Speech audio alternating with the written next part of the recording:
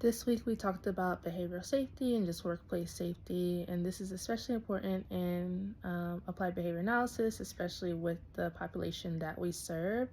I was actually on LinkedIn a few days ago, and we were just kind of talking about, the BACB trying to standardize, or not trying to, the lack of them trying to standardize just training and procedures for like ABA facilities. So, for example, um, there's no standard, mentorship program for BACB candidates or BCBA candidates, or there's no standard mentor program for new BCBAs, and that poses issues in the field because every organization pretty much just does their own thing when it comes to training and safety or procedures. So it made me think about just safety training and what that looks like across organizations. I remember in the first organization I worked at, we were all trained on assaultive behavior management. So all employees were ABM trained. And then the other company I worked at, we were crisis prevention intervention trained, so CPI trained. So all RBTs, all BCBAs were trained with CPI. And then at my current job, we do safety care training.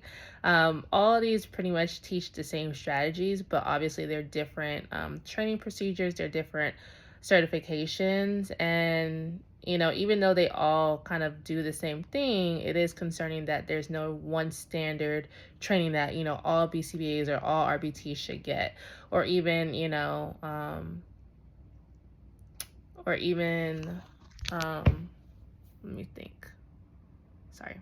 Oh, even CPR certifications, right? So I know that everyone is supposed to be CPR certified, but there's not a lot of follow up from like the board or organizations all the time on like your CPR certification. So, I think the board should do a little bit of a better job kind of standardizing those safety protocols to make sure that all BCBAs or all RBTs are, safety care trained or CPR certified or behavior.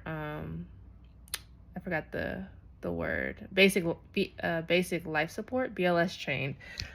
So at my current company, we have a safety care training, but the biggest thing is that we don't get all RBT safety care trained.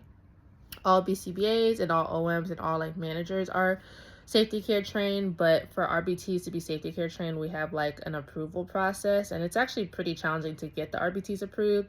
So the question then becomes, why is it so hard to get RBT safety care trained if they're the ones working directly with the client? And the idea is that if we're in the center and the client is having severe behavior and we have to use like a restraint or a hold, the BCBA or the OM or the safety care trained personnel will jump in and address that behavior. But obviously there's a disconnect between the RBT that's working with them and the person who's jumping in to implement that task.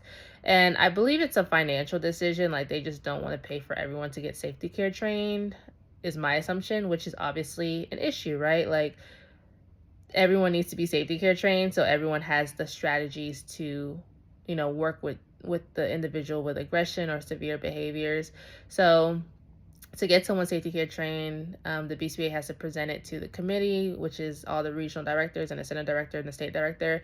And they basically say, hey, here's the client. This is what I tried. I would like to get my RBT safety care trained. And we try to like implement other strategies before jumping into like holds and restraints.